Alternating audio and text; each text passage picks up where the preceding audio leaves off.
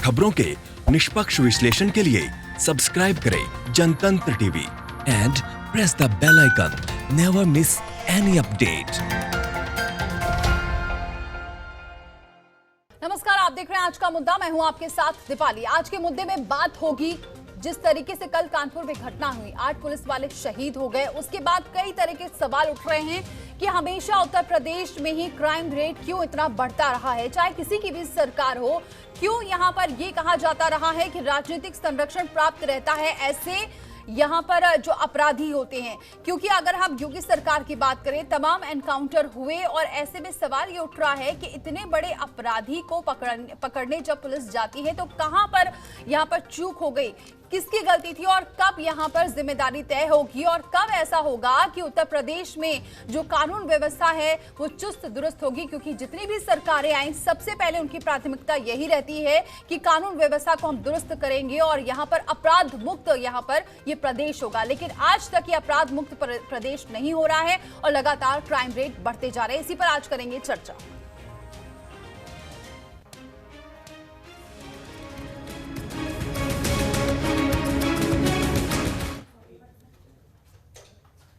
तो सबसे पहले आपको हम मेहमानों से रूबरू करा देते हैं, उसके बाद आपको रिपोर्ट दिखाएंगे, उसके बाद चर्चा करेंगे। सबसे पहले आपको रूबरू कराते हैं। दिलीप त्रिवेदी जी हमारे साथ जुड़ चुके हैं, डीजी सीआरपीएफ रह चुके हैं। बहुत स्वागत है दिलीप त्रिवेदी जी हमारे साथ जुड़ने के लिए। इसके अलावा हमारे साथ राजीव मिश्रा, नेता बीजेपी के हैं। बहुत स्वागत है राजीव जी आपका भी जुड़ने के लिए। इसके अलावा हिलाल नकवी है हमारे साथ, नेता कांग्रेस के। बहुत स्वागत है हिलाल जी हमारे साथ जुड़ने के लिए। इसके अलावा प्रवक्ता एसपी के हमारे साथ जुड़ चुके हैं अब्दुल हफीज गांधी जी। बहुत स्वागत है अब्दुल जी आपका हमारे साथ जुड़ने के लिए। सबसे पहले ये रिपोर्ट देखिए, उसके बाद हम चर्चा को बढ़ाएंगे आगे।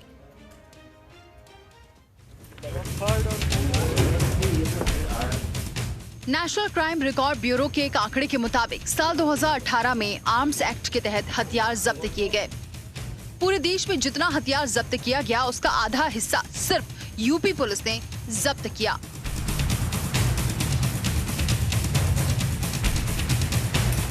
इतना ही नहीं, हैरानी की बात है कि अगर हम लाइसेंसी हथियार की बात करें तो यूपी में जितने लोग हथियार रखते हैं उतना तो पुलिस के पास भी नहीं है।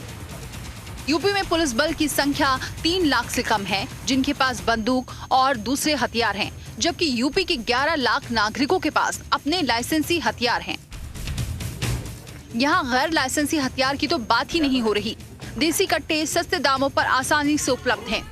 बेरोजगार नौजवानों के हाथों में थमाने का सिलसिला चल रहा है। साल 2018 में ड्यूटी पर तैनात पुलिसकर्मियों की हत्या में भी यूपी नंबर 1 था। इस साल यूपी में 70 पुलिसकर्मियों की हत्या हुई, इसमें करीब 20 पुलिसकर्मी तो डकैत विरोधी अभियान में मारे गए। खास बात यह है कि यूपी में ऑन ड्यूटी मारे जाने वाले पुलिसकर्मियों की संख्या जम्मू कश्मीर से ज्यादा है।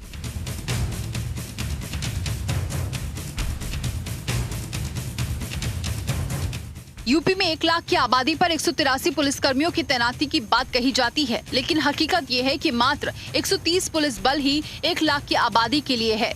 23 करोड़ की आबादी के लिए 41,04,492 पुलिसकर्मी भी सैंक्शनड स्ट्रेंथ है, लेकिन हकीकत में ये करीब 2,94,000 ही है। ब्यूरो रिपोर्ट जनतंत्र टीवी।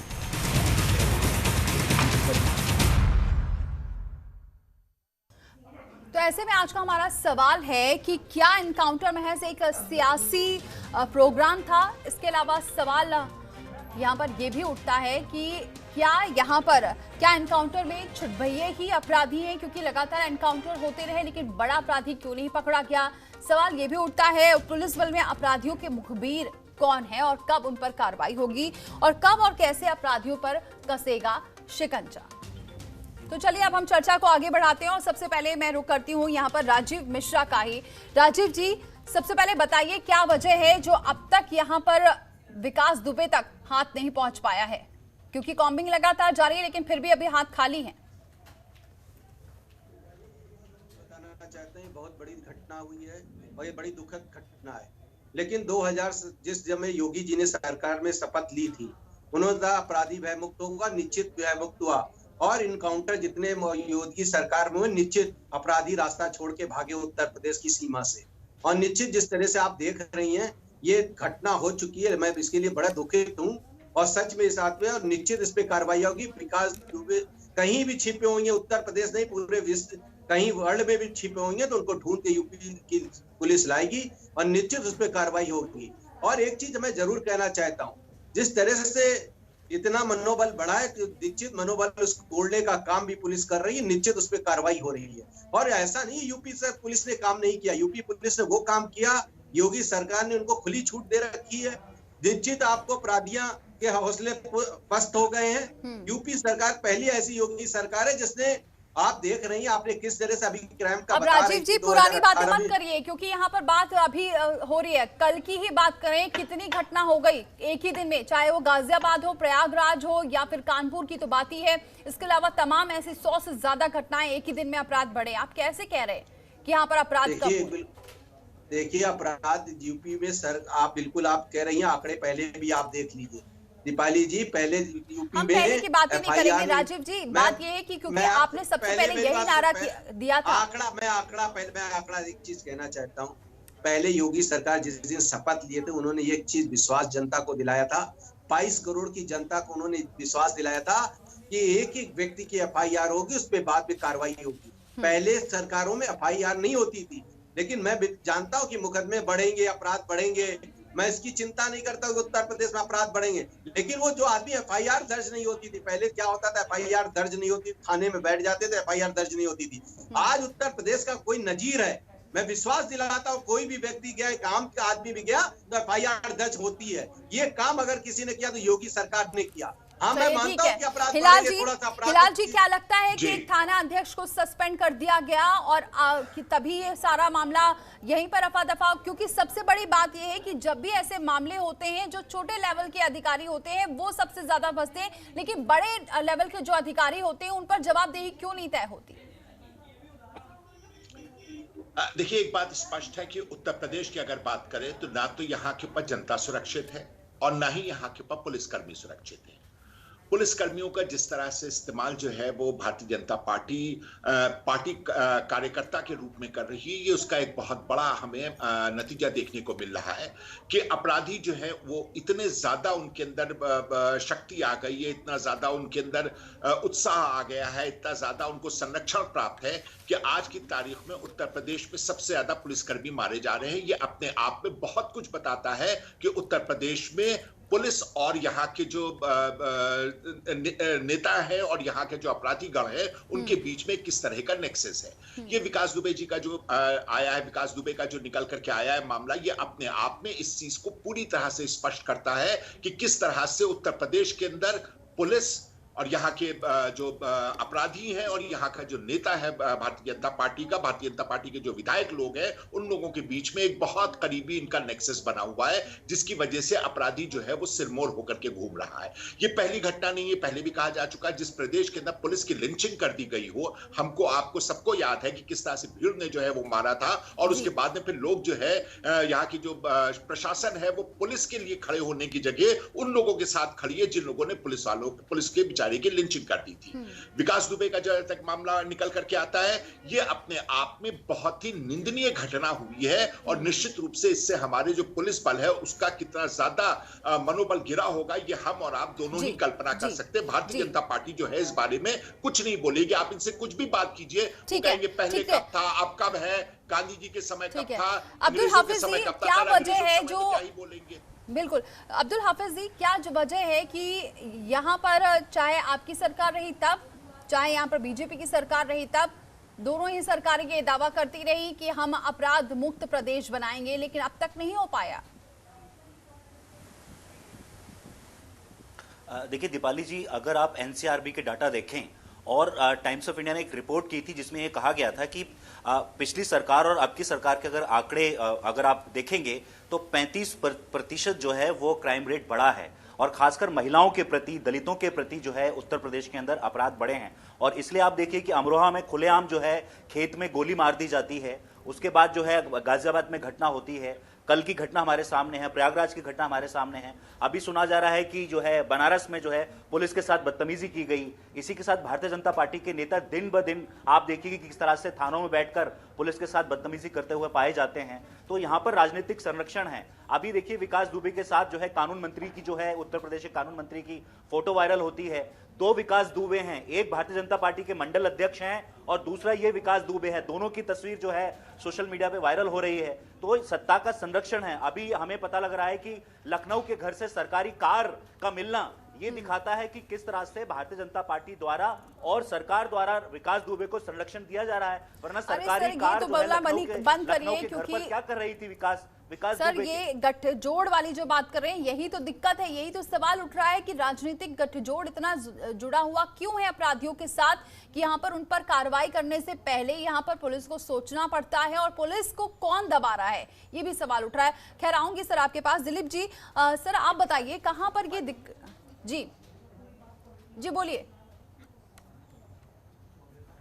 अब्दुल जी, बोलिए फिर मैं आपको बता दूं कि 2001 की दीपाली घटना जी देखिए, सर आती हूँ मैं आपके पास। 2001 की घटना है, राजनाथ सिंह जी देखिए, मुख्यमंत्री प्रॉब्लम हुआ क्या करते है? थे। इसी व्यक्ति ने थाने में जाकर संतोष शुक्ला की जो हत्या की हमारे थी। ठीक है तो ठीक है, इसलिए आएंगे मैं आप कहता हूं कि अब्दुल जी, राजनीतिक आएंगे आपके पास एक संरक्षण मिनट। सिस्टम है। इस ठीक आदमी है को ठीक देती रही है है। ठीक है सर, आएंगे आपके पास। दिलीप जी, सर ये सवाल उठ रहा है कि क्या वजह है, क्योंकि हम जो रिकॉर्ड बता रहे हैं उसमें ये भी है कि कितने पुलिस वाले यहाँ पर ऑन ड्यूटी वो मारे गए हैं और कितनी ज्यादा जो संख्या बल बता रहे हैं और जो उनके पास हथियार हैं वो भी उतने लेस हैं। कहाँ वजह है, क्योंकि ये इस घटना से अगर जोड़ें तो कहाँ लूप होल हुआ है, क्या लग रहा है सर आपको? देखिए, ये घटना अपने आप में बहुत दुखद घटना है और जो परिवार जिनकी हत्या हुई है उनके परिवारजनों के साथ मैं अपनी संवेदना भी व्यक्त करना चाहता हूं और मुझे आशा है कि यूपी पुलिस जरूर इस जो उसको चैलेंज एक तरह से मिला है उससे निपटने के लिए भी सक्षम है। लेकिन प्रॉब्लम क्या होती है कि ये तो एक अनयूजुअल टाइम हो गया है इस समय, तो पुलिस को थोड़ा फ्री हैंड मिल भी जाएगा कार्रवाई करने का। बट ये जो मैं सन 2000 में डीआईजी कानपुर रेंज भी था, तब भी ये विकास दुबे वहाँ पे एक क्रिमिनल था और आज भी वो है। तो ये भी सोचने की बात है कि 60 केसेस जिसके खिलाफ हैं वो खुलेआम घूम रहा है। एक सिस्टम बन गया है कि ये लोग एक्सप्लॉइट करते हैं पॉलिटिकल कनेक्शन के थ्रू ये लोग एक्सप्लॉइट करते हैं, अपना ट्रांसफ़र पोस्टिंग तक मैनेज करवा देते हैं अफसरों की, और जब बहुत ज़्यादा दबाव आता है तो चुपचाप जेल चले जाते हैं, थोड़े दिन के लिए जेल में रह लेते हैं और जेल में रहते हुए भी ऐसा नहीं कि इनकी कार्रवाई कम होती है या इनका आतंक कम होता है। तो और इसमें देखिए, चाहे कोई 3 पार्टीज आपने यहाँ खड़ी करी हैं, कांग्रेस और सपा और बीजेपी, और एक चौथी पार्टी यूपी में जो काफ़ी देर उनका भी राज रहा है, बसपा। तो ये चारों पार्टियों का, मैं तो जितने साल नौकरी करी यूपी में मैंने देखा है कि चाहे कोई पार्टी हो, ये जो इस टाइप के बदमाश होते हैं, इतने चालाक होते हैं कि मौका पाते ही जो पार्टी पावर में होता है उस पार्टी के लोगों को सपोर्ट करने लगते हैं। और इनका क्योंकि इलेक्शन के ऊपर प्रभाव पड़ता है तो हर पार्टी इनके पीछे पड़ी रहती है कि हम ये हमारे साथ जुड़ जाएं। ये एक केस ये है, अगर एक प्रतापगढ़ में एक राजा भैया हैं, सर अगर इस तरीके का केस आपके सामने आया होता कभी, हालांकि ये तो अपने आप में ही ये पहली घटना है जहां पर 8 जवान ऐसे शहीद हो गए, लेकिन ऐसी अगर आपके सामने घटना होती तो आप क्या करते और क्या यहाँ पर कहाँ गलती हुई है? देखिए, इस पूरे उसमें एक चीज़ तो स्पष्ट है, जब पुलिस अब कार्रवाई करने गई तो किसी न किसी ने तो उसको सूचित कर दिया था विकास दुबे को कि पुलिस आपके घर पे रेड करने वाली है, और ये मोस्ट प्रोबेबली ये जो इन्फॉर्मेशन है पुलिस के अंदर ही से गई है उसके पास। तो वो उसके लिए तैयार था और उसने जेसीबी से रास्ता रोक दिया था और पुलिस को अंदर घुसने से रोक रहा था। यहीं पे पुलिस दल जो गया था उसको यही समझ लेना चाहिए था कि ये कुछ अनयूजुअल सिचुएशन है और इस तरह उसको नॉर्मल दबिश की तरह ना करते हुए शायद उस समय इनको वही मकान घेर के रखना चाहिए था और पुलिस फोर्स मंगा लेनी चाहिए थी और स्ट्रेंथ के साथ वहां पे अप्रोच करना चाहिए था। एंड शायद ज़्यादा जरूरी था कि प्रोटेक्टिव कवर लेके अप्रोच करते। लेकिन जो हमारी सिविल पुलिस है उसको उस टाइप की ट्रेनिंग नहीं मिलती जो सेंट्रल पुलिस ऑर्गेनाइजेशंस को मिलती है, जैसे बीएसएफ है, सीआरपी, आईटीबीपी।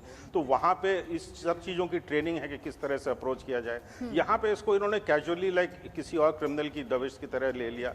शायद कई दफे ये भी होता है कि बात पहले से अरेंज हो जाती है। सर लापरवाही आप मान रहे हैं, हम लोग आएंगे, आपको लग रहा है कि यहाँ पर कहीं ना कहीं लापरवाही हुई है जिसकी वजह से? डेफिनेटली जी ठीक है सर, लौटेंगे आपके पास। बिकॉज 8 आदमियों का मरना और 7 आदमी और घायल होना कोई नॉर्मल चीज नहीं है, ये तो डेफिनेटली कुछ ना कुछ लापरवाही हुई। राजीव जी, इसका जवाब आप देंगे कि यहाँ पर जिस एनकाउंटर को लेकर सरकार बार बार पीठ थपथपा रही थी, और यहाँ पर अगर कानपुर की बात करें तो अनंत देव तिवारी, जिनको आप जानते होंगे, 2 साल से ज्यादा वो एसएसपी कानपुर रहते हुए उन्होंने 150 से ज्यादा हाफ एनकाउंटर किए, और इस अपराधी को, जो इतना खूंखार अपराधी, उसको पकड़ने में, उसका एनकाउंटर या कुछ भी करने में इतना वक्त क्यों? कहाँ लापरवाही है? तो इस ऐसे में तो सवाल उठेगा ही ना। पाली जी, बहुत अच्छी बात आपने कही, इसके लिए सोच विचार हो रहा है। ऐसा नहीं, घटना बहुत निंदाई नहीं हुई है, ऐसी छोटी घटना नहीं है, ये बहुत बड़ी घटना है और निश्चित इस पे कार्रवाई हो रही है। ऐसा नहीं है, एक एक चीज पल पल की रिपोर्ट माननीय मुख्यमंत्री जी ले रहे हैं, लगातार उस पे सर्च कर रहे हैं, उस पे सारे ऑफिसरों के साथ बैठक करे और प्रमुख सचिव गृह सबको बुला के डीजीपी को बुला के बैठक करी। मुझे पता है कि सीएम योगी बहुत सख्त है और उन्होंने बकायदा लिस्ट भी मंगाई है। एक चीज आपको मैं और चीज बताना चाहता हूँ, आप देख लीजिए, अभी केंद्र सरकार ने इम्प्लीमेंट किया था, पुलिसों पे कोई कार्रवाई होती तो उस पर तत्काल सबसे पहले अगर उत्तर प्रदेश नजीर थी, योगी सरकार ने लाके नीचे लागू करने का काम किया। पुलिसों पे अगर कोई कार्रवाई कर रहे हो तो उस पर कार्रवाई मुकदमा होगा। जो केंद्र सरकार ने सोचा था, उत्तर प्रदेश की सरकार ने सोचा, ये अगर इम्प्लीमेंट कोई कर सकता है तो योगी सरकार कर सकती थी। और मैं आपको विश्वास दिलाता हूँ, मैं 26 करोड़ की जनता को विश्वास दिलाता हूँ उत्तर प्रदेश की, ये निश्चित कार्रवाई होगी और इसका निश्चित आप देखिए। अच्छा राजीव जी, सुन के हम सब थक चुके हैं। कार्रवाई होगी, हमें भी पता है कार्रवाई तो होगी, लेकिन 8 जवान शहीद होने के बाद इतने लोग घायल हो गए हैं, उनके घर के बारे में सोचिए जरा। और बात यहाँ पर सवाल, 1 मिनट में मेरी बात पूरी हो जाने दीजिए। सवाल ये उठ रहा है राजीव जी, सवाल इसलिए हो रहा है कि टॉप लेवल पर क्यों जिम्मेदारी नहीं तय होती? क्या किसी की जिम्मेदारी नहीं थी? मैं इसकी बात मानता हूँ, कहीं ना कहीं चूक हुई है, चूक जरूर हुई है, और कोई ना कोई, मेरे डीआईजी साहब ने जैसे बताया, बिल्कुल कोई ना कोई इन्फॉर्मेशन उसको दिया कि आपके आ रही रात में, और कहीं ना कहीं उसकी पता चले, ऐसे कुछ 1 आध दिन में वो भी पता चलेगा, खुलासा होगा और निश्चित उस पर कार्रवाई हो रही है। ठीक है, अब्दुल हाफिज कुछ बोलना चाह रहे हैं, फिर लौटेंगे, फिर मैं आऊंगी हिलाल जी आपके पास। 1 मिनट, अब्दुल हाफिज जी बोलिए। दीपाली जी, मैं ये पूछना चाहता हूँ कि 2017 में एसटीएफ ने इस आदमी को गिरफ्त में लिया था, फिर ये कैसे छूट गया? 60 केसेस होने के बाद ये आजाद कैसे घूम रहा है? और फिर आप कहते हैं कि हम एनकाउंटर कर रहे हैं, ये कर रहे हैं, वो कर रहे हैं। दूसरा, मैं आपको बता दूं कि पालघर में 2 साधुओं की जघन्य हत्या हुई थी, उसमें चीफ मिनिस्टर के बारे में सवाल उठे कि उद्धव ठाकरे जिम्मेदार हैं। आज कोई पूछ क्यों नहीं रहा है कि माननीय योगी जी जिम्मेदार क्यों नहीं है? ना मीडिया पूछ रहा है, ना कोई पूछ रहा है। हम बार बार सवाल उठा रहे हैं कि माननीय योगी जी को इस्तीफा देना चाहिए, ये उनका फेलियर है। 1980 में डकैतों ने 6 पुलिसकर्मियों को मार दिया था और 1 सिटिंग जज की हत्या कर दी थी, तब जाके चीफ मिनिस्टर ने रिजाइन कर दिया था। आज इतनी बड़ी घटना हुई है और कोई योगी जी का इस्तीफा नहीं मांग रहा है, ना ही मीडिया इस्तीफा मांग रहा है, ना ही दूसरे लोग इस्तीफा मांग रहे हैं। मैं आपके चैनल के माध्यम से कहूंगा, ये योगी जी का फेलियर है और योगी जी को और डीजीपी को जो है तुरंत इस्तीफा देना चाहिए। अब्दुल अजीज जी, सुन लीजिए, मेरी भी बात सुन लीजिए। हमने भी इस्तीफा माना था मथुरा की घटना में, जिसमें सीओ मारा गया था, जिसमें इंस्पेक्टर मारा गया था। आपने याद होना चाहिए वो घटना को, वो दोहरानी नहीं चाहिए। आप ही की सरकार थी, सपा की सरकार थी, मथुरा वाला कांड भूलिए नहीं आप। इतनी बड़ी घटना हो जाती है, मथुरा वाली घटना भूलिए नहीं। मुख्यमंत्री को जिम्मेदार ठहराते हैं, लेकिन उत्तर प्रदेश के अंदर आपके मुंह क्यों सुले हुए हैं? आपके सीओ को मारा गया, आज आपसे एक ट्वीट तक नहीं होता है, छोटी मोटी घटना नहीं थी, जिम्मेदारी तक नहीं तय कर पा रहे हैं आप। इतनी बड़ी घटना हो गई, जिस प्रदेश के अंदर पुलिसकर्मी सुरक्षित नहीं है, आम जनता क्या सुरक्षित होगी? कल ही की घटनाओं ले लीजिए आप। यहाँ पर एक मिनट राजीव जी, आपको रोकूं मैं जरा, क्योंकि मैं किसी का पक्ष नहीं ले रही हूँ, लेकिन आप जिस कांड की बात कर रहे हैं ना राजीव जी, जिस कांड की आप बात कर रहे हैं ना, राम वृक्ष वाली, तब जो उस वक्त तो आपने बहुत हल्ला किया था और बहुत आवाज उठाई थी, एसपी सरकार थी, लेकिन वो एसएसपी आज कौन सी पोजीशन में है? अगर आपकी सरकार होती तो ऐसे टॉप लेवल के अधिकारियों पर भी कार्रवाई होती है। एसएसपी रेंज के जो हैं वो आज डीआईजी रेंज पर पहुंच चुके हैं। इस पर मत बोलिए कि कौन, यही दिक्कत है, दिक्कत ये करता हूँ। पहले भी दीपाली जी मुकदमा नहीं होता था 2017 से पहले, 2016 में कोई मुकदमे नहीं लिखे जाते थे, सपा के गुंडे वहां बैठ के मुकदमा लिखाते थे। आज विश्वास, चलिए ठीक है हिलाल जी, ठीक है, 1 मिनट में एफआईआर लिखी नहीं जाती है गरीब जनता की। ठीक है, 1 सेकंड, आप जो है पुलिस का इस्तेमाल राजनीति के लिए करते हैं। हिलाल जी, ठीक है, अब्दुल जी आपके पास आएंगे, एक बार हिलाल जी का सुन लेते हैं। 1 मिनट अब्दुल हाफिज जी, हिलाल जी भारतीय जनता पार्टी का जो इस वक्त यहाँ पर वक्ता बैठे हुए हैं, बहुत ही अफसोसनाक बात कर रहे हैं। आज 36 घंटे के बाद कह रहे हैं कहीं ना कहीं चूक हुई है। 36 घंटे बाद ये नहीं मालूम है कहाँ चूक हुई है।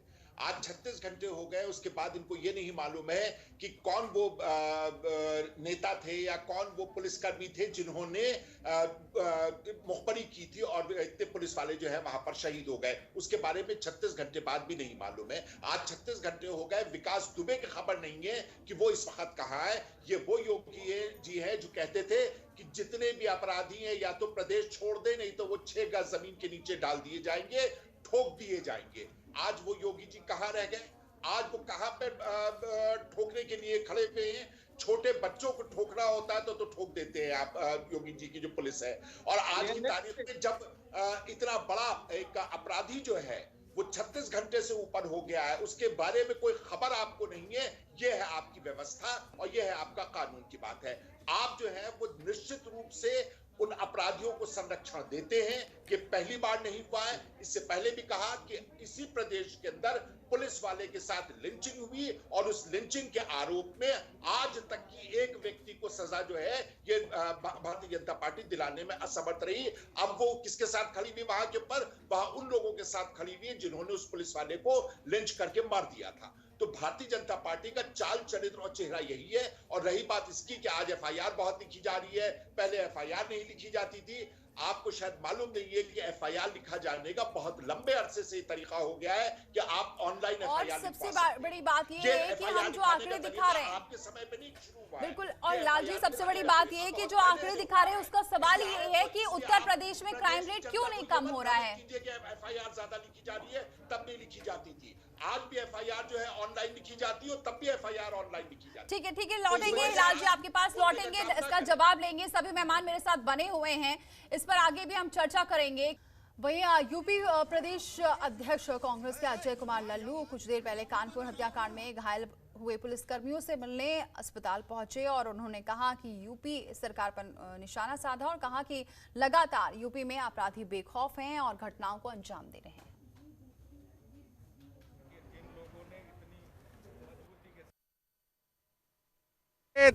लगातार सरकारों ने, चाहे वो सपा की सरकार रही हो, बसपा की सरकार रही हो और भारतीय जनता पार्टी की सरकार, जो लगातार अपराधियों को संरक्षण देती रही है। इसका प्रमाण ये जो अपराधी रहा उसके तमाम कनेक्शन भी इस बात को साबित करते रहे। अपराधीकरण राजनीति का इन तीनों दलों ने लगातार करने का काम किया है। निश्चित रूप से यह एक बड़ी, बहुत ही गंभीर विषय है। कांग्रेस पार्टी ने लगातार विषयों और मुद्दों की बात की है। कांग्रेस पार्टी निरंतर उन तमाम विषयों और मुद्दों को लेकर संघर्ष करने का काम किया है।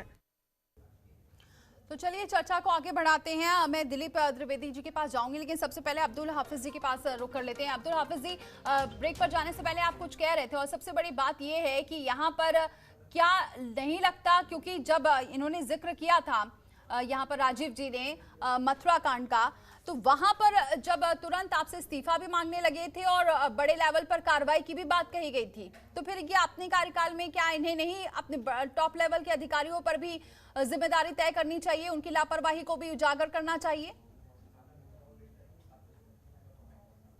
जवाहर कांड के बाद समाजवादी पार्टी सरकार ने एक्शन लिया था, बहुत बड़े एक्शंस लिए थे, लेकिन पिछले 36 घंटों में मुझे बताइए किसने योगी जी की जिम्मेदारी तय करने की कोशिश की? किसी ने कहा कि योगी जी को इस्तीफा देना चाहिए? पालघर में तो आप उद्धव ठाकरे का इस्तीफा मांगते हैं, लेकिन इतनी बड़ी जघन्य घटना उत्तर प्रदेश के अंदर हो जाती है और एक भी आवाज नहीं उठती है। मीडिया को भी पूछना चाहिए और दूसरे साथियों को भी पूछना चाहिए। देखिए, अखिलेश जी के फोटो के साथ जो है आप लोग पूछा करते थे, लेकिन क्या मीडिया में हिम्मत है कि फोटो लगाकर योगी जी से पूछें कि आप इस्तीफा दीजिए, इतनी बड़ी जघन्य घटना हो गई, इसके लिए जिम्मेदारी किसकी है? बात बात पर अखिलेश जी का फोटो लगाकर मीडिया छोटी बड़ी घटनाओं में पूछता था, लेकिन आज 36 घंटे बीतने के बाद भी एक भी मीडिया चैनल की यह हिम्मत नहीं है कि योगी जी का फोटो लगाकर पूछें कि इतनी बड़ी घटना के लिए कौन जिम्मेदार है। मैं आपको याद दिला रहा था कि 1980 के दशक में 6 पुलिसकर्मी मार दिए गए थे और एक सिटिंग जज को मार दिया गया था डकैतों के द्वारा और चीफ मिनिस्टर को रिजाइन करना पड़ा था। आज नैतिकता के आधार पर माननीय मुख्यमंत्री जी रिजाइन क्यों नहीं कर रहे हैं? तो सवाल और उठा मीडिया रहे उनकी हैं, बड़ाई कर रहा है कि आप बड़े-बड़े अब्दुल जी एक्शन ले रहे मीडिया हैं। पर तो सवाल उठा रहे हैं, लेकिन जब टिकट के बंटवारे होते हैं और जब जिताऊ कैंडिडेट अपराधी होता है, तब तो यहाँ पर कोई नहीं सोचता है कि ऐसे अपराधियों को टिकट ना दिया जाए। तब कहां चली जाती है सभी पार्टियों की, सिर्फ आपकी पार्टी नहीं, सभी पार्टियों की नैतिकता कहां रहती है? क्यों ऐसे अपराधियों को यहाँ पर चुनाव लड़ाया जाता है? आज जो विकास दुबे के जो पिता हैं, उन्हें पता ही नहीं है। वो तो कह रहे हैं वो नगर पंचायत जीता था, वो तो इतना काम कर रहा है, सरकारी काम कर रहा है, और ऐसा तो है नहीं कि विकास दुबे अभी से अपराधी है। अपराधी तो वो बहुत पहले था, आपके कार्यकाल में भी तो अपराधी रहा है, आपने भी तो कोई कार्रवाई नहीं की उस पर।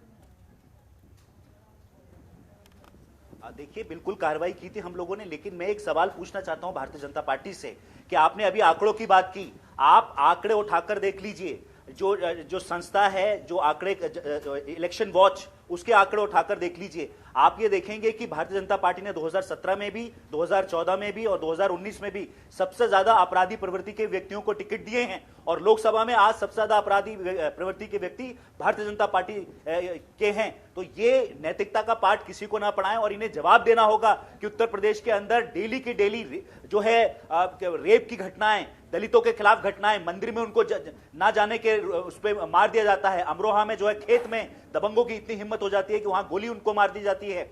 गाजियाबाद और मेरठ के अंदर एक बेटी और उसके पिता को जो है गोली मार दी जाती है। प्रयागराज के अंदर घटना हुई, बनारस के अंदर मेरे पास आंकड़े हैं आपके भी, इसलिए सर ये बात बोलिए कि यहाँ पर किसके कांड में किसके कार्यकाल में सबसे ज्यादा अपराध हुए? अपराध चाहे कम हो चाहे ज्यादा, अपराध होता है, और इस पर लगाम लगाने की सबसे पहले जिम्मेदारी सरकार की होती है, उसके बाद पुलिस की तो होती ही है।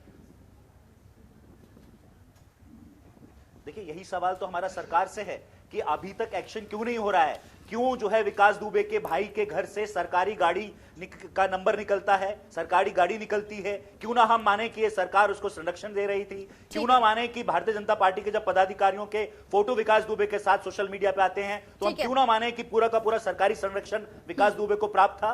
यही तो हमारा सवाल है सरकार से। मैं इसका जवाब लूंगी राजीव जी से, लेकिन सबसे पहले अब हिलाल जी मैं आऊंगी, मैं आपके पास 1 मिनट दिलीप जी की रुक करती हूँ। दिलीप जी, क्योंकि अब आप बोल सकते हैं अच्छे से कि क्या वाकई, क्योंकि हम ये बात कर रहे हैं कि यहाँ पर पुलिस भी दबाव में रहती है, टॉप लेवल वाले भी यहाँ पर दबाव में रहते हैं, और जिस तरीके से आज विकास दुबे का नाम आ रहा है कि कहीं ना कहीं इसका सरकारी गठजोड़ था इसलिए बचता रहा है, क्या वाकई ऐसा होता है कि इतना दबाव रहता है कि पुलिस कार्रवाई नहीं कर पाती जिस तरीके से उसे करना चाहिए? फ्री हैंड नहीं रहता पुलिस के पास? दीपाली जी, देखिए, ये उत्तर प्रदेश की बदकिस्मती है। अभी 3 पार्टी दलों के लोग बैठे हुए हैं और एक चौथी पार्टी बसपा भी रही है यूपी में, पर जिसकी भी गवर्नमेंट रही हो, और उसको क्रिटिसाइज़ करते हैं लोग जो आउट ऑफ पावर होते हैं, लेकिन जब वो खुद पावर में होते हैं तो वही करते हैं। मैं तो पिछले 40 साल से यूपी में नौकरी की, 1980 से मैंने यूपी में नौकरी करी है, और चाहे कांग्रेस हो, चाहे सपा हो, चाहे बसपा हो, चाहे बीजेपी हो, मैंने देखा है कि ये जो बात हम लोग कर रहे हैं कि अपराधी के खिलाफ कार्रवाई करने की, ये हर पार्टी कहती है जब पावर में होती है, और हर पार्टी दूसरे को क्रिटिसाइज़ करती है कि जब वो पावर में नहीं होती, लेकिन जब वो खुद पावर में आती तो वही की वही स्थिति आ जाती है जो दूसरी पार्टी के समय में होता है। एंड ये जो क्रिमिनल्स होते हैं, ये भी इतने होशियार हो गए हैं, ये भी जानते हैं, अपनी पार्टी बदल लेते हैं समय से। कई दफ़े अगर डायरेक्टली भी पार्टी में नहीं आते तो सपोर्ट करने लगते हैं जो लोकल लीडर्स होते हैं उनको, और इस वजह से एक दबाव बनता है पुलिस के ऊपर कि इसको ना करें। अब आप कहने के लिए तो ठीक है कि ट्रांसफ़र हो गया, कोई बहुत बड़ी पनिशमेंट नहीं है, लेकिन आप जब जो अधिकारी दबाव बनाएगा उस क्रिमिनल के ऊपर, उसका ट्रांसफ़र हो जाता है, दूसरा अधिकारी आते ही सोचता है कि उसकी वजह से तो मेरे उसका ट्रांसफ़र हो गया, ऐसा ना मेरा भी हो जाए, तो मैं इसको क्यों दबाव बनाऊं? तो ये एक जो माहौल होता है, मैं आपको इसका सबसे बड़ा उदाहरण देता हूँ। मेरे कार्यकाल में पिछले 40 साल में जो सबसे अच्छी पोजीशन बनी थी लॉ एंड ऑर्डर की यूपी में, वो तब बनी थी जब कल्याण सिंह जी पहली दफ़े मुख्यमंत्री बने थे। उससे अच्छी लॉ एंड ऑर्डर की सिचुएशन कभी नहीं बनी, और सब बड़े बड़े क्रिमिनल यूपी छोड़ के भाग गए थे। एक गाजियाबाद में होते थे डीपी यादव, जो आजकल जेल में हैं, वो भी छोड़ के भाग गए थे यूपी। तो बहुत अच्छा दबाव बनाया था, लेकिन वही सीएम जब दोबारा बने तो वो एक सेकंड में एक सेकंड मेरी बात सुन लीजिए। और वही सीएम, वही व्यक्ति जब दोबारा सीएम बना तो उसी डीपी यादव को लेके हेलीकॉप्टर में घूमते थे चुनाव लड़ाने के लिए मुरादाबाद में। उस समय मैं डीआईजी मुरादाबाद था। तो ये मेरा कहने का मकसद ये है कि पॉलिटिशियंस क्रिमिनल्स को यूज करते हैं जब उनको जरूरत होती है, इररिस्पेक्टिव वो किस पार्टी के हैं। तो ये तो कहने की बात है, ये लोग आपस में जो झगड़ रहे हैं कि आपके समय में ये, उसके समय में ये सभी के समय में हुआ है, हर पार्टी के समय में हुआ है कि जब जरूरत पड़ी उस क्रिमिनल की तो लोगों ने उसको यूज करते हैं। तो इसमें कोई दो राय नहीं। इसी वजह से दबाव नहीं बन पाता क्रिमिनल्स के ऊपर, और इसी वजह से वो माहौल नहीं बन पाता। एक जो माहौल बनना चाहिए पूरे स्टेट में क्रिमिनल्स के खिलाफ, वो माहौल इस वजह से नहीं बन पाता। इस सच्चाई ये है। बिल्कुल। राजीव जी, आप बताएंगे, आप जवाब देंगे, क्योंकि अभी जो कहा है यहाँ पर अब्दुल हाफिज जी ने, और उसके बाद क्या यहाँ पर बार बार यही सवाल उठ रहा है कि कैसे यहाँ पर पुलिस वहां पर चली गई, क्या और इतना कमजोर कैसे हो गया सर्विलांस पुलिस का कि यहाँ पर एक ऐसे अपराधी यहाँ पर पुलिस वालों को मार के चले गए। बहुत दुखद घटना है दीपाली जी, ऐसा नहीं है कि घटना पे नहीं, और इसमें एक एक चीज की बात हो रही है, ऐसा नहीं कि वाच नहीं हो रही।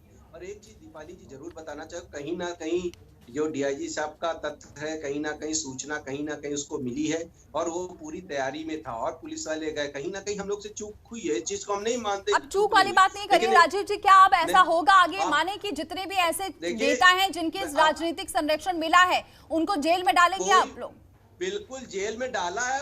जिस दिन योगी जी ने शपथ लिया उसी दिन से काउंटर कर रही है। यही सपा वाले कह रहे थे कि अपराधियों को मार रहे हैं, अपराधियों को मार रहे हैं, निश्चित मार रहे थे, और हम बार बार कहते हैं कि अपराधी उत्तर प्रदेश छोड़ के जाना पड़ेगा। और आज भी मैं चैलेंज करता हूं कि उत्तर प्रदेश में अपराधी छोड़ के भाग रहा। एक आध घटना हो सकती है, अगर यही था एनकाउंटर जब आप करने जाते थे तो यहाँ पर इतने बड़े अपराधी तक पहुंचने में कहाँ गलती हो गई? वो AK-47 आपसे छीन लेता है, जेसीबी वहां से लगा लेता है, और यहाँ पर पुलिस तंत्र को पता ही नहीं चलता। दीपाली जी कहीं ना कहीं सूत्र उसको कहीं ना पहुंचाए हैं, निश्चित उसमें कहीं ना कहीं सोच हो रही। एक कार्रवाई हुई है, थाना अध्यक्ष को सस्पेंड किया गया है, बर्खास्त भी नहीं किया गया। नजीर होगी उत्तर प्रदेश की नजीर होगी विकास दुबे वाली, देख लीजिएगा। योगी जी ने एक पल की रिपोर्ट रख रही है। अरे सर देखेंगे तो, लेकिन प्रॉब्लम ये है जब देखेंगे तब होंगे। यहाँ तो 8 जवान शहीद हो गए ना। हमारे अब्दुल रानी जी कह रहे हैं 2012 से 2017 के बीच में जमीनें कब्जा होती थी, हरदोई में महिलाओं की इज्जत लूटी जाती थी, सीतापुर में लूटी जाती थी। चलिए ठीक है हिलाल जी, गुंडे ठीक है हिलाल जी बोलिए। भारतीय जनता पार्टी ने ये विश्वास पार्टी की जो वक्ता है उनकी बात को सुनिए, तो अभी भी उनको ये नहीं कह सकते कि 36 घंटे बाद इन्होंने क्या कार्रवाई की है। ये एक भी कार्रवाई नहीं बता पाए हैं, जो अपने आप में बहुत कुछ बोलता है और निश्चित रूप से उत्तर प्रदेश के लिए चिंताजनक है कि आप 36 घंटे बाद आपने क्या किया। कुछ तो किया होगा। 36 घंटे घर गिरा दिया है, गाड़ी तोड़ दी है, जो चीज पहले भी कर सकते थे वो आप कर रहे हैं। नहीं, जो उस घटना के बाद लेकिन उसके ऊपर कुछ नहीं बोल रहे हैं। यहाँ के ऊपर सारा का सारा जितना। एक मिनट राजीव जी, एक सेकंड राजीव जी, एक मिनट हिलाल जी को बोलने दीजिए, फिर आप बोलिएगा। जितना भी डिबेट और डिस्कशन है वो ये है कि 2012 से 2017 के बीच में क्या होता था। 2012 से 2017 के बीच में हालात बहुत बुरे थे, जनता ने उसके ऊपर फैसला दे दिया है। घटना आज हुई है, आप बताएंगे 2012 में क्या हुआ है। तो ये भारतीय जनता पार्टी का अपने जो मुद्दा है उससे हटने का, छुपने का, भटकने का, ये एक अपने आप में तरीका है। 2012 से 17 के बीच में होता था, 17 में जो है जनता ने उसका निर्णय दे दिया। अब 17 से 22 के बीच में हो रहा है, उसका तो जवाब आप देंगे ना। तब आपने जवाब मांगा था, तब देश की जनता ने, प्रदेश की जनता ने जवाब दे दिया। अब आप जो है दोबारा बार किस बात की बात कर रहे हैं? ये जो है हर पार्टी के जमाने में होता है। अरे हर पार्टी के जमाने में होता है, उसका निर्णय बराबर जनता देती रहती है। आज जो हो रहा है उसका जवाब तो आप देंगे। आप नहीं देंगे तो क्या इसका जवाब 2012 में ढूंढेंगे, 2015 में ढूंढेंगे? ये अपने आप में जो भारतीय जनता पार्टी पैदा कर दिया है, जहां कहीं डिबेट या डिस्कशन की बात आकर के होती है। अब इसके अंदर और महत्वपूर्ण बात यह है कि जो घटना घटित हुई है इसमें निश्चित रूप से जो विकास दुबे हैं उनको संरक्षण मिला है। इसी वजह से वो 36 घंटे के बाद भी नहीं पकड़े गए, जब एक सरकारी गाड़ी जो है वो उनके भाई के घर से बरामद होती है तो ये पूछने वाली बात है कि उस सरकारी गाड़ी का उपयोग क्या किया गया है, क्या विकास दुबे को भगाने के लिए किया गया है, किन लोगों ने किया है? आज 36 घंटे बाद आप इसका भी जवाब देने के स्थिति में नहीं यहाँ पर मौजूद है। तो ये सारी बातें अपने आप में बताती है कि भारतीय जनता पार्टी कानून व्यवस्था प्रदेश को देने में पूर्णतः असफल हुई है, और ये एक घटना नहीं है, इस तरह की कितनी ही घटनाएं जो है वो हो चुकी हैं। अभी प्रयागराज में अभी बात हो रही है कि प्रयाग में ये चीज हुई है, ऐसा तो नहीं है कि नहीं हुई है, गाजियाबाद में हुई है, हाथरस में हुई है, कहाँ कहाँ का नाम ले, बिजनौर में हुई है, किस किस जगह का नाम ले। क्या आपके जो कार्यकर्ता हैं वो वहां क्या नाम है आगरा में किस तरह से आप घुस करके एक पुलिसकर्मी के घर में मारपीट कर करके आते हैं, वो अपने आप को बताता है कि आपका पुलिस का और पुलिसकर्मियों के प्रति क्या नजरिया और किस तरह से आपने उनको अपने नियंत्रण में कर रखा है। तो बिल्कुल राजीव जी बताइए, इसका जवाब है कि वहां से विकास दुबे के घर से सरकारी गाड़ियां मिल रही हैं, इसका जवाब है आपके पास? और दूसरी बात, विकास दुबे के पिता बोल रहे हैं, गाड़ियां अभी ये कह रहे हैं मेरे मित्र की सरकारी गाड़ी, उसकी भी जांच हो रही है। अगर सरकारी गाड़ी है अरे कब तक जांच करेंगे, कब तक जांच करेंगे? 36 घंटे से ऊपर हो गया है। कहा तो ठोकने की बात किया करते थे योगी जी, आज की तारीख में कहा है कि वो और सारे लैंड ऑर्डर बैठ के बात कर रहे हैं, एक टीम गठित हुई है। ऐसा नहीं कि उत्तर प्रदेश में कोई चूक होगी, और निश्चित मैं आपको बता रहा हूँ 22 करोड़ की जनता को विश्वास दिला रहा हूँ, जीत बनेगा। मतलब अगर ये चूक है तो कितने जो है वो पुलिसकर्मी शहादत के बाद गलती मानेंगे? अगर इसको आप चूक कह रहे हैं, शहादत के बाद गलती मानेगी भारतीय जनता पार्टी? राजीव जी, अगर एक बड़ा ऑफिसर ये कहता है कि यहाँ पर सरकारी वाकई कोई मुखबिर होगा, मुखबिर ने सूचना दी होगी, ये अपने आप में ही शर्मनाक है कि कैसे कोई मुखबिर हो गया, क्योंकि एक थाने में बकायदा मुआयना करने के लिए सब लेवल के अधिकारी जाते हैं। क्या मुआयना होता है वहां पर? देखिए दीपाली जी, बहुत कोई ना कोई क्लू मिला है जो पूरी तैयारी से थे, और ऐसे निकल कर के आए जिसमें आपके सरकार के मंत्रियों के नाम तक निकल के आए हैं। क्या कार्रवाई की उनके खिलाफ? और उसी दिन उस बात की है, उसने कॉल डिटेल्स निकल कर के आए हैं, उसके जब पुलिसकर्मियों के नाम निकल कर के आए हैं, क्या कार्रवाई की आपने उनके खिलाफ? रही है, लगातार छापे पड़ रहे हैं, लगातार उनके घरों में छापे पड़ रहे हैं, उनके रिश्तेदारों के छापे पड़ रहे हैं। कॉल डिटेल्स कर दी गई उत्तर प्रदेश, कॉल डिटेल्स में कार्रवाई नहीं हुई, उनके खिलाफ क्या कार्रवाई की है आपने? जो कॉल डिटेल है विकास दुबे की जो निकल करके आई है, जिसके ना पुलिसकर्मियों के नाम आए हैं, आपकी पार्टी के नेताओं के नाम आए, उनके खिलाफ क्या कार्रवाई की आपने? देखिए आप बिल्कुल कोई अभी किसी के नाम नहीं आए, आप जो झूठा आरोप लगा रहे हैं गलत है। ये जो नंबर आए उसकी जिनसे बात करें, उनसे आपने पूछताछ भी घटना आज 36 घंटे होने के बाद। ठीक है राजीव जी, एक बात बताइए, दूध पानी का पानी हो जाएगा। अच्छी बात है, हम ये हम उम्मीद भी कर रहे हैं, लेकिन अगर इसमें किसी का नेता का नाम सामने आता है, कॉल क्या कार्रवाई होगी ये बता दीजिए मुझे, ये बताइए आप चैनल पर ये बताइए राजीव जी कि क्या कार्रवाई करेंगे, क्या उसकी सदस्यता रद्द करेंगे? क्योंकि कुलदीप सिंह सेंगर के बारे में सब जानते हैं, पूरा केस सामने था, फिर भी आपने उसकी विधायकी तक रद्द नहीं की थी। आज आप यहाँ बताइए कि अगर नेता का गठजोड़ सामने आता है तो क्या एक्शन लेंगे आप? बिल्कुल एक्शन लेंगे, उनका भी बता दीजिए। किसी दल का वो नेता हो, चिन्मय आनंद के खिलाफ क्या एक्शन लिया आपने? बेल पे छुड़ा करके और ले आए आप उनको। जिस लड़की ने कंप्लेन की वो जेल में, और जिसने कुकर्म किया वो बेल पर। यह है भारतीय जनता पार्टी। चलिए राजीव जी लौटूंगी आपके पास। दिलीप जी ये बताइए सर, ये भी बात सामने आ रही है, जो हमारा डेटा है वो ये कह रहा है कि यहाँ पर 183 पुलिसकर्मी की तैनाती की बात कही जाती है, लेकिन हकीकत ये है कि मात्र 130 पुलिस बल ही है 1 लाख की आबादी में। और दूसरी बात ये भी कहा जा रहा है कि ये पूरे अगर बीते दिसंबर की बात करते हैं, 2017 में यहाँ पर सरकार आई थी, तब से यहाँ पर कई पुलिसकर्मियों की यहाँ पर ऑन ड्यूटी मौत हो गई है, वो भी खास तौर से ऐसे जो छुटभइये जो ये जो गुंडे हैं, इनके लिए क्या लग रहा है कि जो पुलिस की जो तैयारियां होती हैं, या फिर वहां पर भी कुछ कमी है, या फिर ट्रेनिंग में कुछ कमी है, जिसकी वजह से ऐसी घटनाएं अब बढ़ रही हैं धीरे धीरे कर? दीपाली जी, देखिए, इसमें कोई दो राय नहीं है। ना केवल यूपी पर, पूरे देश में पुलिस पब्लिक रेशो जो होनी चाहिए, आइडियल पुलिस पब्लिक रेशो जो होनी चाहिए, वो कहीं नहीं है। और शायद सबसे ज़्यादा जो स्टेट जो खराब स्थिति में होगा वो शायद यूपी और बिहार होंगे, जहाँ क्योंकि इनकी आबादी बहुत है और पुलिस उतनी नहीं है। प्रॉब्लम इसमें यह है कि जो पुलिस है वो स्टेट सब्जेक्ट है, it is funded by state government, और इतनी सरकार स्टेट्स गवर्नमेंट के पास इतना पैसा नहीं होता उस संख्या में कि बहुत ज़्यादा पुलिस फोर्स तैनात कर सकें और उनको बहुत वो कर सकें। तो जो हमारे लोअर लेवल के पुलिसकर्मी हैं बहुत ओवरवर्कड हैं। इनको जैसे अगर 130 लोग हैं 1 लाख के ऊपर, तो आप समझ सकते हैं इनके ऊपर कितना दबाव बढ़ता है। तो जो ज़्यादातर प्रॉब्लम हो जाती है वो ये होती है कि ये ट्रेनिंग वेनिंग का इनको टाइम ही नहीं मिलता। हमेशा काम पे ही लगे रहते हैं, ड्यूटी पे लगे रहते हैं, फिर मेला है, फिर वीआईपी ड्यूटी है, कुछ ना कुछ ऐसा त्यौहार हैं, वो सब भी इनको देखना है, इन्वेस्टिगेशन भी देखना है, क्रिमिनल्स को भी देखना है। तो ये एक इनके ऊपर जो लोअर लेवल पुलिस हमारे हैं, स्टेट पुलिस वाले, वो उनकी स्थिति वैसी नहीं है जो paramilitary forces, central police forces में होती है कि बाकायदा टाइम से ट्रेनिंग हो और ट्रेनिंग के बाद उनको फिजिकली भी फिट रखें। अगर आप देखें तो इतने फिजिकली फिट भी नहीं लगते जो हमारे, बिकॉज ओवरवर्कड है। इनको न खाने का टाइम है, न निश्चित है, न सोने का टाइम निश्चित है, छुट्टी मिलती नहीं है, ट्रेनिंग हो नहीं पाती। एम्यूनेशन फायरिंग के लिए बहुत, मैं जब एडिशनल डीजी था यूपी में तो 2-3 साल तक इतना पैसा तक नहीं मिला कि हम फायरिंग की प्रैक्टिस करा पाएँ अपने जवानों को।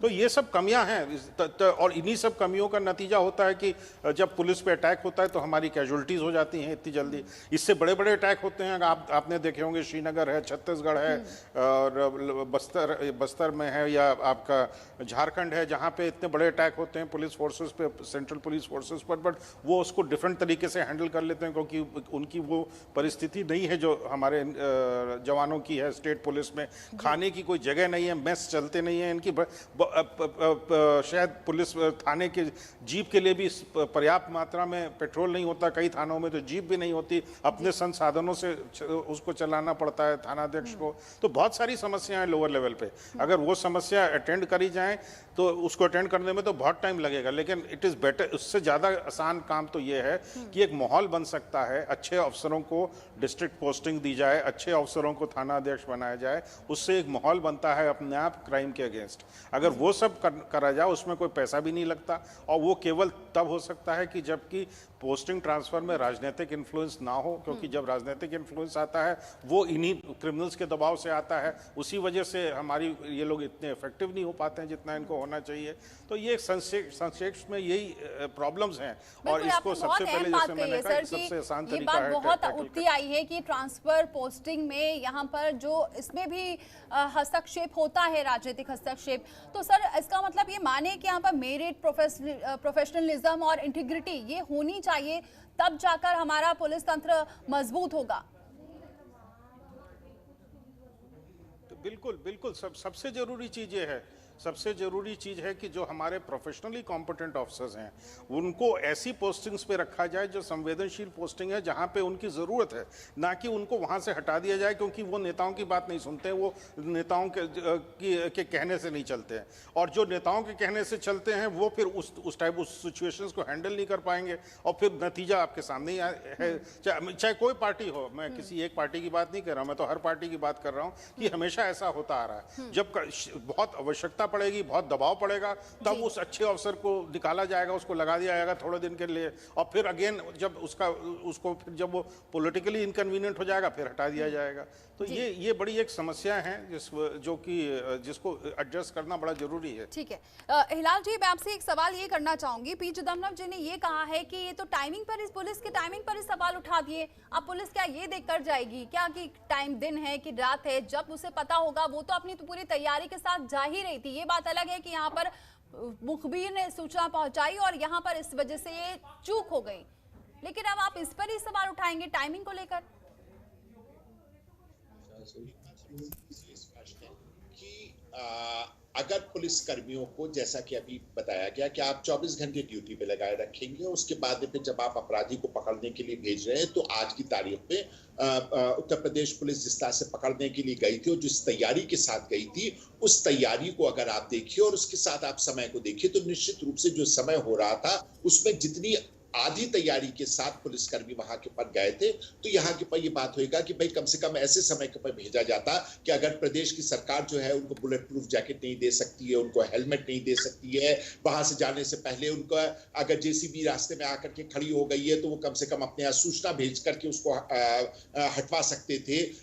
तो निश्चित रूप से इसके नहीं होता है कि अगर इस तरह के हालात बन गए हैं प्रदेश के अंदर कि पुलिस को जो है पूर्ण सुविधा नहीं दी जा सकती है, तो कम से कम वो ऐसे समय के ऊपर जाते जिस समय पर वहां सही तरह से ऑपरेशन किया जा सकता। तो टाइमिंग की बात जो है वो आप पूरे उसमें देखिए, मात्र एक टाइमिंग को ही नहीं उठा करके देखिए, पूरी जो बात कही गई उसके साथ आप उसको देखिए। ठीक है राजीव जी, आखिरी कमेंट आपसे लेना चाहूंगी और बस दो ही सवाल है कि विकास दुबे तक कब तक हाथ पहुंचेगा, और दूसरी बात यह है कि क्या यहाँ पर कार्रवाई होगी, तो क्या कार्रवाई होगी, चाहे वो टॉप लेवल हो या फिर इसमें कोई भी नेता जुड़ा हो। तो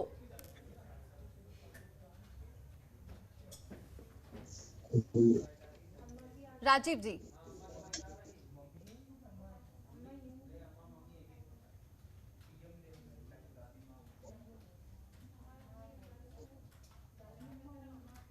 तो लगता है राजीव जी तक हमारा संपर्क नहीं हो पा रहा है, लेकिन बहरहाल सभी मेहमानों का बहुत बहुत शुक्रिया इस चर्चा में शामिल होने के लिए। अब उम्मीद ये है कि जो दावा ये किया जा रहा है कि बहुत जल्द से जल्द कार्रवाई होगी, लेकिन कार्रवाई तक ही सीमित नहीं है, ना ही सस्पेंशन तक, क्योंकि जब तक देखा गया है ऐसी कार्रवाई जब भी होती है सिर्फ सस्पेंशन तक ही सीमित रहती है। और दूसरी बात, वो नेता वो अधिकारी तो बच निकलते हैं, जो छोटे लेवल का अधिकारी होता है वो जरूर फंसता है। ऐसे में अब जिम्मेदारी भी सरकार को तय करनी होगी और फिर उस पर कार्रवाई करनी होगी, तब जाकर एक नजीर पेश होगी कि इस पूरे घटनाक्रम में सरकार ने क्या एक्शन लिया और पुलिस कर्मियों की तरफ जो शहीद हो गए हैं उनको सच्ची जो श्रद्धांजलि होगी वो तभी होगी।